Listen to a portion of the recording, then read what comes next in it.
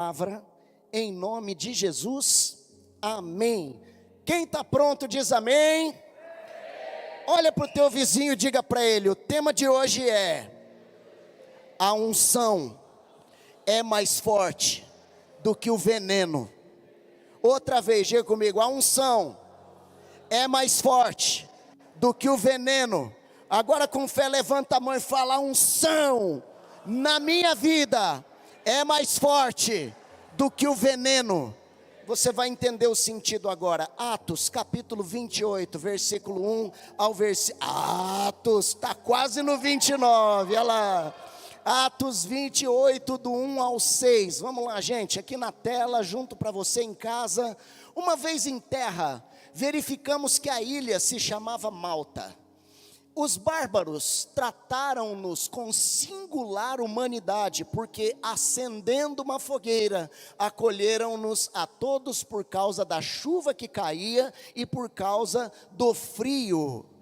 Tendo Paulo ajuntado e atirado à fogueira um feixe de gravetos, uma víbora, fugindo do calor, prendeu-se-lhe a mão. Quando os bárbaros viram a víbora pendente da mão dele, disseram uns aos outros: certamente este homem é assassino, porque salvo do mar, a justiça não o deixa viver. Porém ele, sacudindo o réptil no fogo, não sofreu mal nenhum. Mas eles esperavam que ele viesse a inchar ou a cair morto de repente. Mas depois de muito esperar, vendo que nenhum mal lhe sucedia, mudando de parecer, diziam ser ele um Deus. Uau, hein? Diga comigo, a unção é mais forte do que o veneno. Começou a fazer sentido? Você não faz ideia onde é que nós vamos parar hoje com esse negócio aqui. Então fica pronto aí. Essa experiência de Paulo, na verdade, ela começa com todo um contexto, uma história que iniciou em Atos, mais ou menos uns 10 capítulos antes disso aqui acontecer. A partir lá de uns 10 capítulos para trás, tem uma situação onde Deus pede que Paulo subisse até a cidade de Jerusalém, que é a capital espiritual de Israel na época, era a capital política também, hoje é Tel Aviv, né? Mas na época Jerusalém era a capital política, a capital espiritual de Israel. E Deus pega com que Paulo, depois de várias peregrinações, giro pela Europa, pela Ásia, determinasse que ele fosse até Jerusalém para pregar o evangelho. E ele não encontrou resistência tamanha na Europa e na Ásia, quanto a que ele encontrou dentro da sua própria casa em Jerusalém. Porque os fariseus e os grupos de religiosos ortodoxos, quando ouviram ele pregando sobre Jesus, que Jesus era o Messias prometido da Bíblia, aquele a quem eles haviam crucificado, aquele que havia ressuscitado, aquele que várias pessoas tiveram contato visual com ele, multidões de pessoas tiveram contato visual com ele depois da ressurreição, e deram testemunho dele, que ele era o Messias. E isso abalou completamente a estrutura da religião, que na época, não diferente de muito da religiosidade, literalmente mantinha o povo sob controle. Então, gente, independente deles saberem a verdade, entenderem ou não, eu ando chegando à conclusão ultimamente, com base em algumas coisas que eu tenho acesso à informação, que eu estudo, né, que eu escuto, de que realmente certas lideranças judaicas já têm entendimento acerca de Jesus Cristo, o Messias, mas o coração está empedernecido por causa do poder. E eles precisam de alguma forma controlar, porque imagina se de repente todo um dogma for quebrado, a desestrutura geral que vai acontecer, eles acham que vai acontecer um caos, e o pior é que eles vão perder o topo da montanha. Isso é muito complicado, né? Mas é uma outra história. De fato, Paulo os incomodou, e então eles começaram a provocar uma sedição contra a missão de Paulo em Jerusalém, agitando várias lideranças judaicas e colocando fogo nas autoridades romanas, dizendo que aquele homem Paulo, que um dia havia servido Roma, era um rebelde, e que ele estava causando confusão no meio do povo, pregando contra a doutrina e a cultura geral judaica, promovendo um arrepio no meio da sociedade. Aí o que fizeram? Tomaram Paulo, levaram para as autoridades e Paulo foi encarcerado. Ele começou a responder, dentro do direito romano, um processo criminal, segundo a acusação da época.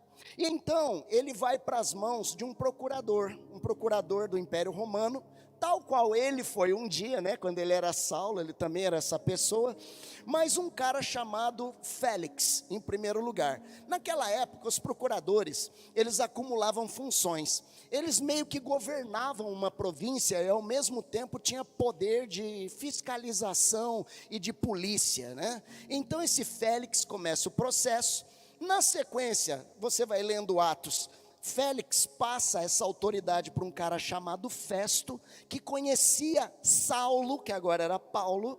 Eles têm um bate-papo muito cordial em relação a todas as coisas, e Festo, ao invés de tomar uma decisão em relação a Paulo, leva Paulo para o rei Agripa, que era o rei no lugar daquele Herodes, lembra?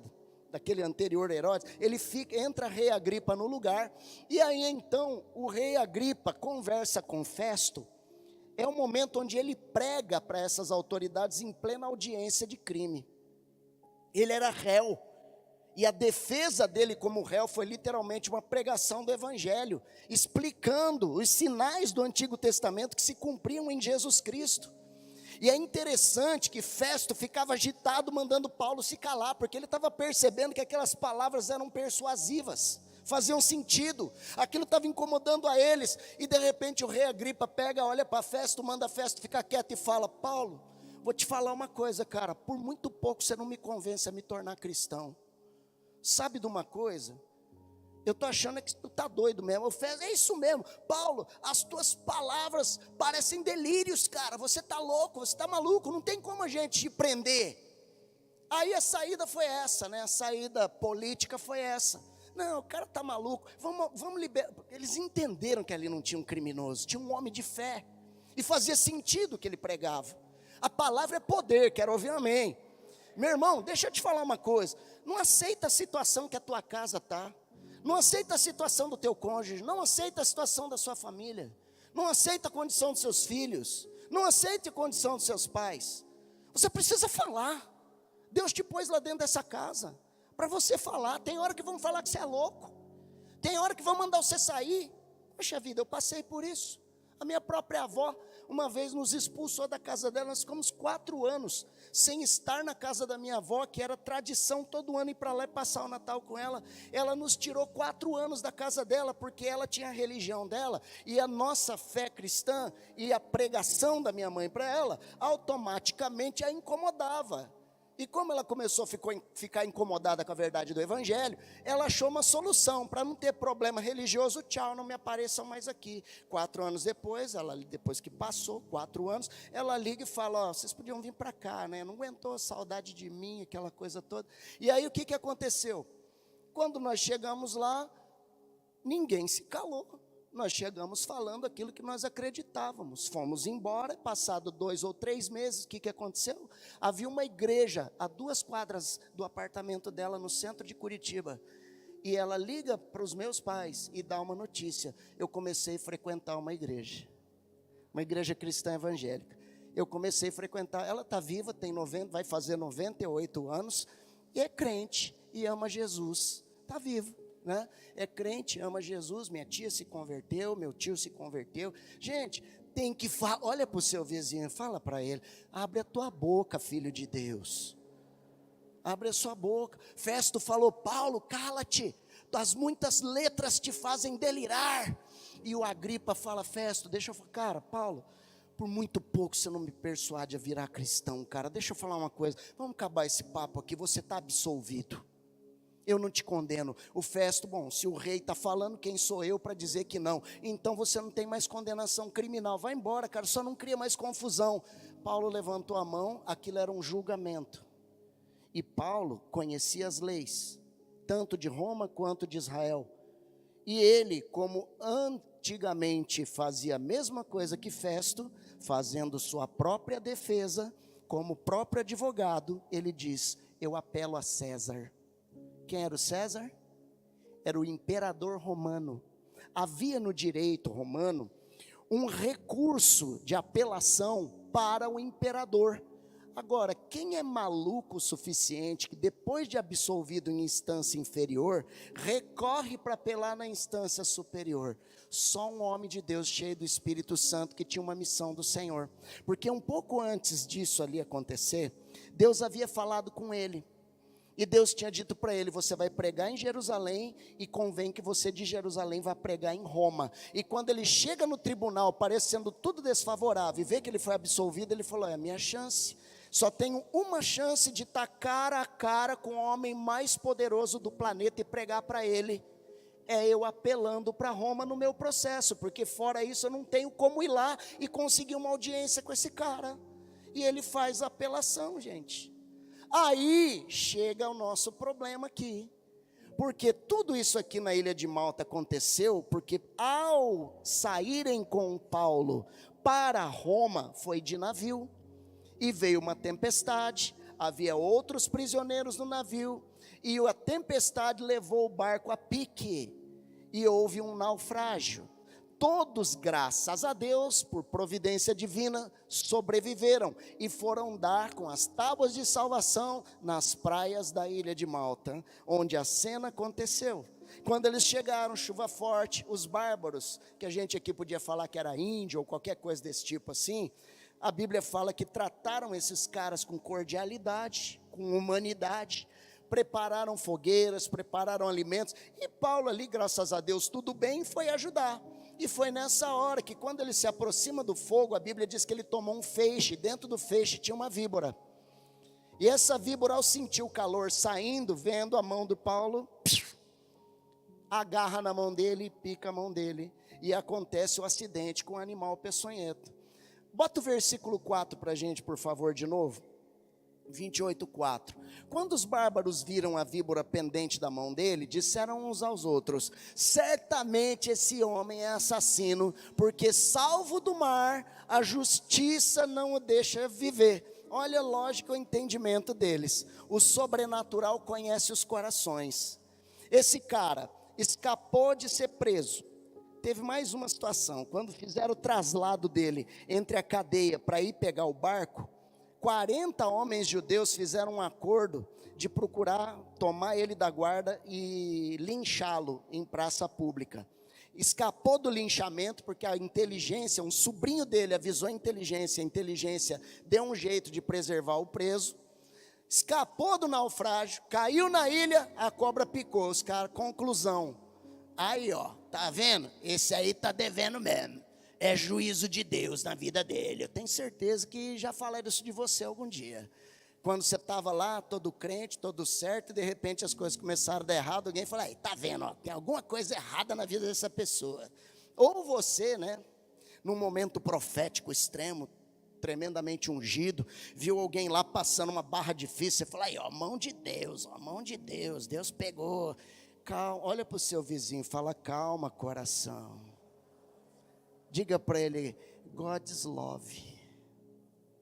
Deus é amor. Quem diz amém? Olha para o seu vizinho e fala: não abusa, mas Deus é amor. Você esqueceu do coraçãozinho, faz aí para ele: Deus é amor, tá bem? Ele é juízo sim, mas antes de vir o juízo, ele traz amor, ele dá chance, ele dá oportunidade, 1, 2, 3, ele dá oportunidade. Então nunca julgue, porque às vezes essa pessoa, ela está passando por um processo de Deus, como Paulo estava passando por um processo de Deus. Nunca julgue você mesmo. Eu dei meu dízimo, bati meu carro. Eu fiz oração no altar pedindo um milagre, a chapa esquentou 2 vezes mais. Eu pedi a Deus que Deus me desse sabedoria para eu sentar com o meu patrão, pedi um aumento. Eu fui lá, pedi o aumento, ele me deu demissão. Eu pedi a Deus que me desse saúde, a medicina diagnosticou um negócio cirúrgico. Será que eu estou em pecado? O que eu fiz de errado? Olha para o seu vizinho e fala: calma, coração. God's love. Né? Deus é amor. Tá bem? Deus é amor, calma, coração. Paulo tinha alguma coisa de errado com ele? Estava fazendo tudo certo. escapou da cadeia, escapou do linchamento, escapou do naufrágio, a cobra mordeu. O que aconteceu? Diga para o seu vizinho: nada. Aliás, eu não sei se você sabe o que houve, mas depois que a víbora pica a mão dele, e o veneno não faz mal para ele, o prefeito de Malta convida ele para se hospedar na sua casa. Isso está na sequência, no mesmo capítulo, na sequência dos versículos, do versículo 7 a 9, coloca lá para nós, 7 a 9, põe aí. Perto daquele lugar, havia um sítio pertencente ao homem principal da ilha. Quem que é o homem principal de uma cidade? Fala mais alto. Muito bem, o principal, o mayor, o prefeito, o homem principal da ilha, chamado Públio, o qual nos recebeu e hospedou benignamente por 3 dias. Segue. Aconteceu achar-se enfermo de disenteria. Eu não faria oração com imposição de mãos nesse caso. Ardendo em febre, o pai de Públio, Paulo foi visitá-lo e orando impôs-lhe as mãos. Eu não imporia não. Impôs-lhe as mãos e o curou. Segue. À vista desse acontecimento, o homem enfermo ficou curado. O que acontece? Os demais enfermos da ilha vieram e foram todos curados. Deixa eu te fazer uma coisa aqui. Sabe aquela mão que a cobra está mordendo ultimamente aí, ó? Sabe aquela mão boa, aquela mão que levanta para o céu, aquela mão que recebe unção no altar, aquela mão que socorre as pessoas, mas de repente parece que as víboras vêm para te picar, para morder sua mão enquanto você está tentando produzir o bem. Deixa eu te dar uma palavra: a mesma mão que a cobra morde, vai ser a mão que Deus vai usar para cura e libertação.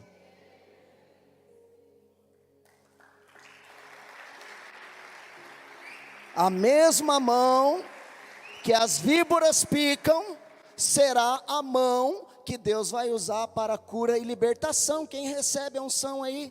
Em nome de Jesus. Ou você acha mesmo que esse tipo de prerrogativa do sobrenatural é exclusivo daqueles que possuem patentes espirituais, como obreiros, diáconos, missionários, pastores, bispos? Isso é para todo crente lavado e remido no sangue, batizado nas águas, cheio do Espírito Santo. Deus te colocou lá na sua casa, Deus te colocou lá no seu trabalho, Deus te colocou na sua escola, na sua faculdade, Deus te colocou na sua vizinhança, Deus te colocou naquele determinado nicho, naquela confraria social, Deus te colocou lá. Não importa as víboras que estão à volta, tentando picar suas mãos enquanto você tenta produzir o melhor.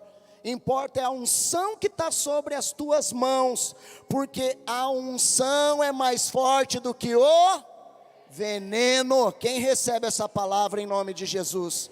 Diga comigo: a unção que está nas minhas mãos é mais forte do que o veneno. Em nome de Jesus, essa palavra vai com você para a tua casa hoje. Essa palavra vai essa semana com você lá para o teu ambiente de trabalho, onde está cheio de víbora. Ó, né? Tá cheio de cobrinha lá, né? Tá cheio de cobrinha. Você sabe como é que é, né? O cachorrinho faz, o gatinho faz, o porquinho faz, e a cobra faz. Miga sua louca, eu tenho um bafão para te contar. Você está sabendo o que está acontecendo? A unção vai ser mais forte do que o veneno. Quem recebe essa palavra aí, diga amém. Glória a Deus. Deixa eu falar uma coisa para você. Não se preocupe quando você fazendo o que é de Deus, seguindo o que é de Deus, de repente o diabo começa a te atacar. Paulo, quando foi trabalhando ao fogo, a víbora, ao sentir o calor, agarrou-se à sua mão, ele picou. Preste atenção, o diabo só ataca quem tem fogo. Satanás só ataca quem tem fogo. Crente frio não precisa se preocupar, o diabo já domina ele. Ele não precisa perder energia, esse cara é praticamente um soldado dele infiltrado no meio do povo de Deus. Porque ele é frio, ele não aquece nada. Ele não assa a carne, ele não frita o ovo, não faz barulho quando ele encosta, pss, ele não está quente. Pior é o morno. A Bíblia diz: se você é frio, você está lascado. Se você é morno, será vomitado. Mas se você for quente, você vai ser útil. O inimigo só ataca quem tem fogo. Se a chapa anda esquentando para o teu lado, se o ataque do inimigo anda se levantando, ao invés de você ficar todo, o que eu estou fazendo de errado? Por que Deus não está me protegendo? Querido, presta atenção. Satanás só se ocupa com quem dá prejuízo para ele. É sinal de que você está fazendo a coisa certa. Uma vez eu escutei uma frase, nunca mais eu esqueci dela: se te der um chute no traseiro, é sinal que você está na frente. Já fez essa conta? Te acertaram por detrás? É porque você está na frente, você está incomodando alguém. Aproveita o impulso e corre mais rápido. Vai parar para ficar olhando, vão passar você. A intenção era essa. Satanás só ataca quem tem fogo. As pessoas frias não são atacadas. A gente não fica aí caçando problema não. Mas quanto mais ataque do inimigo você receber, mais relevante para o reino de Deus no meio dessa sociedade você será. Agora escute uma coisa: quando o inferno te ataca, ele está mandando duas mensagens para você. Anote. Mensagem número 1: eu não gosto de você.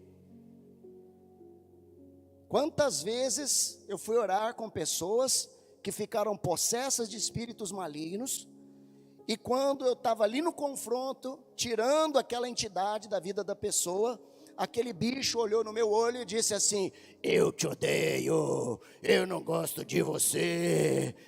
Eu olhava para o bicho, eu dava risada, falava assim: eu também te odeio, eu também não gosto de você. E eu saía feliz da vida, irmão, porque se o diabo não gosta de mim, é sinal de que eu não ando fazendo aquilo que ele aprova.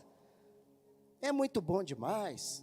Esse é o primeiro recado que isso dá para você, porque o segundo recado é porque se ele está te atacando, é porque ele quer te intimidar, ou seja, ele tem medo de você. O cristão que é cheio do Espírito Santo, que é cheio da presença de Deus, o homem de Deus da palavra, a mulher de Deus da palavra, põe medo no inferno, porque você é um oponente a ser respeitado. Ele sabe que você arranca vidas da mão dele. Ele sabe que você é o José do Egito que vai à frente abrindo caminho para que toda a sua família seja abençoada. Ele sabe que você é o Josué que vai marchando adiante para que o povo entre junto com você na terra da promessa, seus discípulos, as pessoas que você fala de Jesus para elas.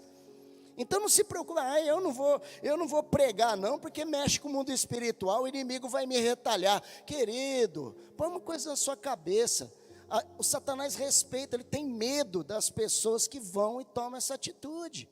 E não pense que vai ser só assim problema não, porque Deus é quem cuida de nós enquanto nós cuidamos daquilo que é dele.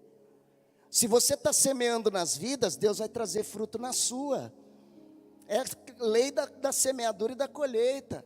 De Deus não se zomba. Tudo aquilo que o homem semear, também isso ele colherá. Plantio e colheita é um princípio do universo. Funciona no negativo? Óbvio, mas funciona no positivo. Deus vai te guardar, Deus vai te honrar, e Ele vai trazer para você tudo aquilo que o Senhor preparou através das suas promessas.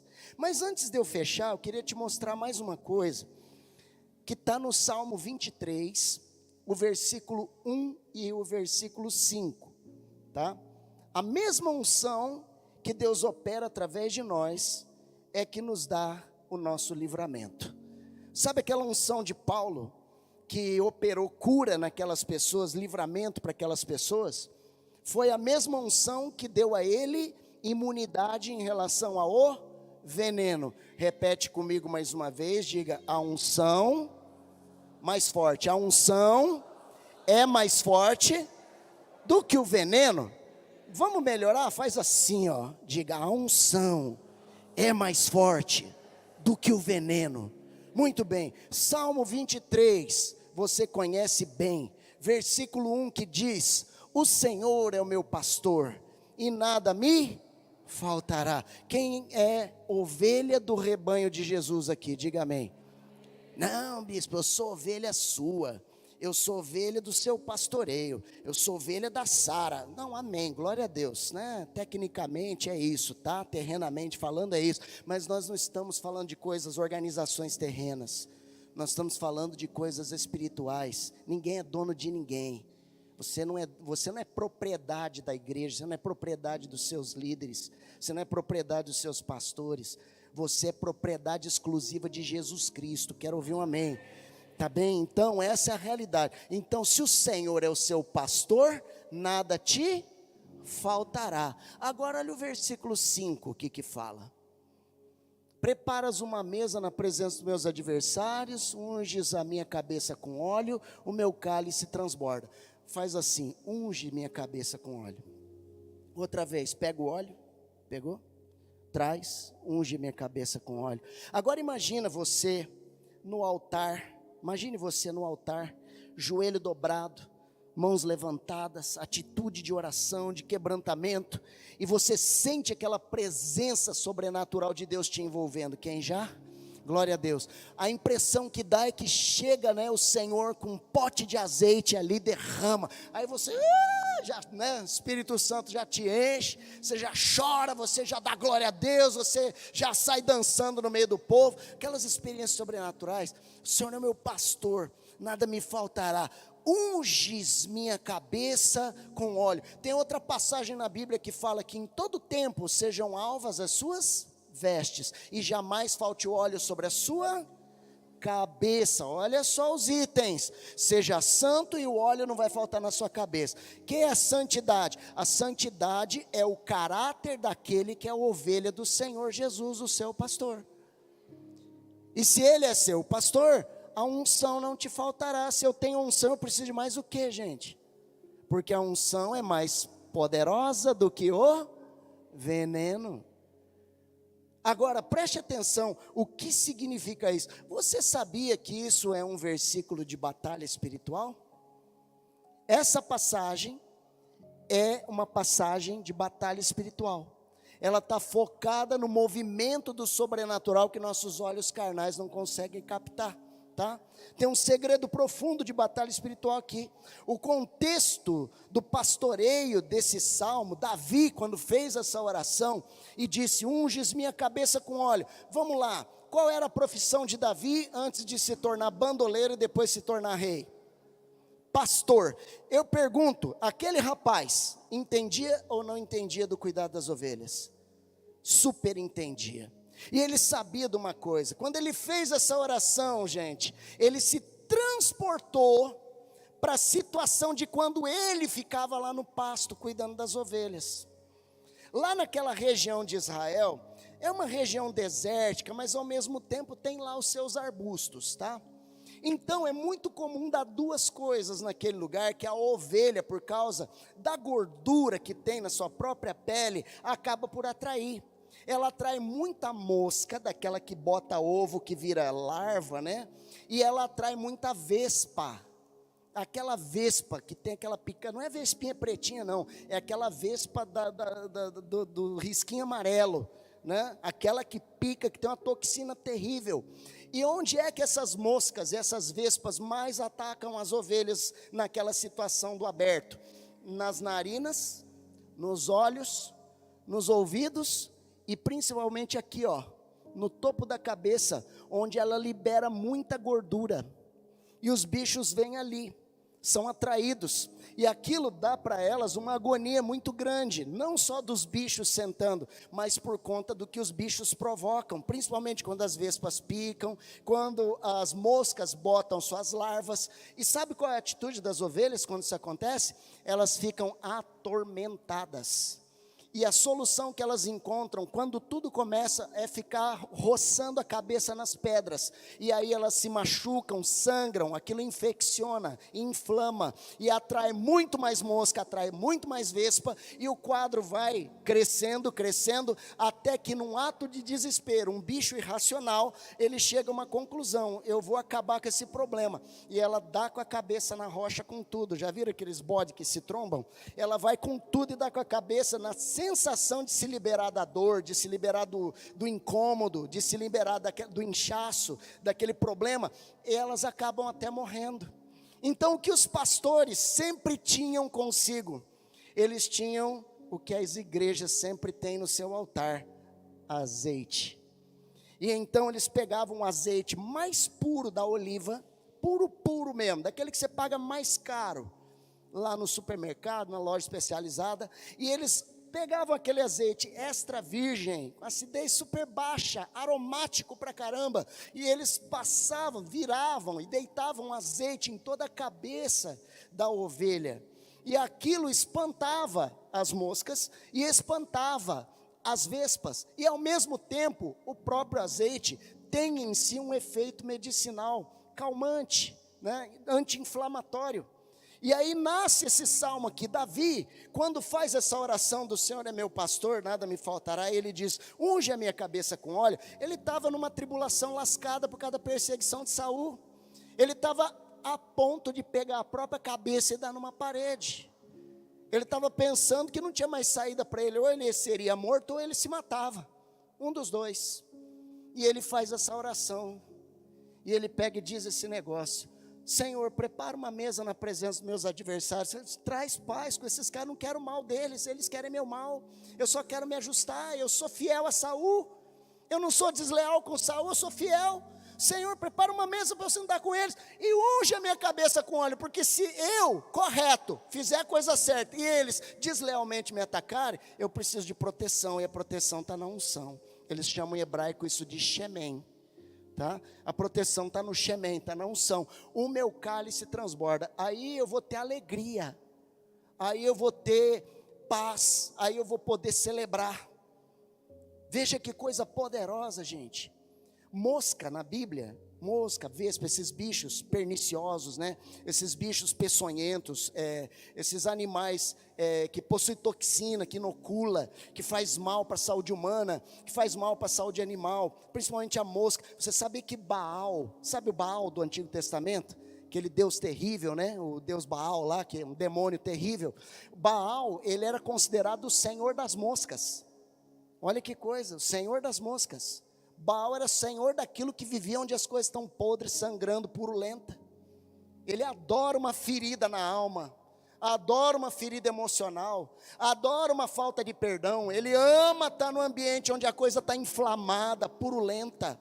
Então mosca na Bíblia faz a figura de demônios, faz a figura de entes sobrenaturais do mal que atacam a vida das pessoas. A cabeça da ovelha com unção protegida. Quando não tem, se o Senhor não é teu pastor, se a sua mente, se a sua cabeça não está guardada debaixo do óleo da unção, se a unção que é mais forte que o veneno não estiver sobre a tua vida, as moscas, os demônios, eles vêm e atacam seus pensamentos, atacam sua mente. E quando eles atacam sua mente, ele te enlouquece. Aí você toma decisões erradas, precipitadas. Você dá com a cabeça na parede para se livrar daquela tormenta. Eu estou falando de coisas da vida, né? E algumas pessoas, lamentavelmente, chegam ao extremo como as ovelhas. Porque estão atormentadas com aquele... com as inflamações, com os inchaços que estão ali na mente, que estão aqui no coração. Mas se você tem Jesus como seu pastor, o inimigo jamais vai conseguir acessar a sua mente e te controlar, porque a unção é mais forte do que o veneno. Quero ouvir um amém aí. Diga comigo, a unção é mais forte do que o veneno. Olha para o seu irmão e diga para ele, se o Senhor é o teu pastor, Ele te dá o Espírito Santo. Diga para ele, o Espírito Santo é o óleo sobre a sua cabeça, que te livra de todo mal. Quem tem o Espírito Santo aí na sua mente, no seu coração, você pode dar uma salva de palmas ao Senhor, porque você é mais do que vencedor, você é livre. Você é livre. Por isso que a Bíblia diz que a unção quebra o jugo, porque a unção é mais forte do que o veneno. Eu quero te convidar a ficar de pé. Fica de pé e diga mais uma vez, a unção na minha vida é mais forte do que o veneno do mal. Levanta as suas mãos, querido, fecha os seus olhos.